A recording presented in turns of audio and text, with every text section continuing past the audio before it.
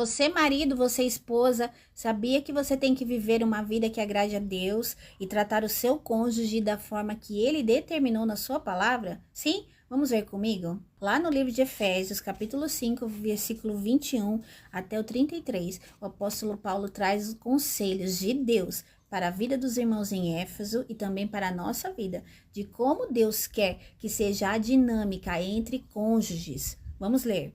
Ele diz assim: sujeitem-se uns aos outros por temor a Cristo. Então, um deve se sujeitar ao outro. Continua. Esposas, sujeite-se cada um a seu marido como ao Senhor. Olha a responsabilidade. As esposas devem se submeter ao marido como se fosse ao próprio Deus. No 23 ele continua: pois o marido é o cabeça da esposa, como Cristo é o cabeça da igreja. Ele é o salvador do seu corpo, a igreja.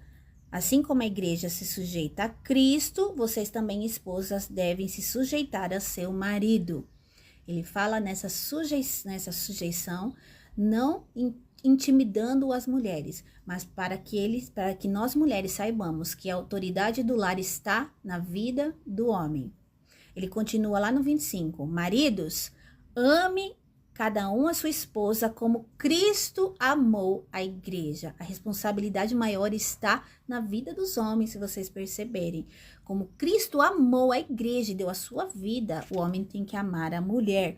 Ele continua: ele entregou a vida por ela, a fim de torná-la santa, né? Ele está falando de Cristo. Ó, ele entregou a vida por ela, a fim de torná-la santa, purificando ao lavá-la com água por meio da palavra. Assim o fez para apresentá-la mesmo como uma igreja gloriosa, sem mancha, ruga ou qualquer outro defeito, mas santa e sem culpa. Da mesma forma, os maridos devem amar cada um a sua esposa como amam o próprio corpo, pois o homem que ama a sua esposa, na verdade, ama a si mesmo. E ele continua: ninguém odeia o próprio corpo, mas o alimenta e cuida dele como Cristo cuida da igreja. Percebe que a responsabilidade maior nos cuidados é com o homem. Ele continua: e nós somos membros do corpo de Cristo. Por isso o homem deixará o seu pai e a sua mãe e se unirá à sua mulher, pois os dois se tornam um só. Esse é um grande mistério, mas ilustra a união entre Cristo e a igreja.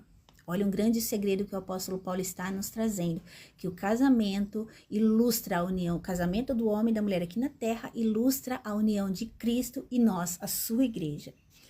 E o último ele fala: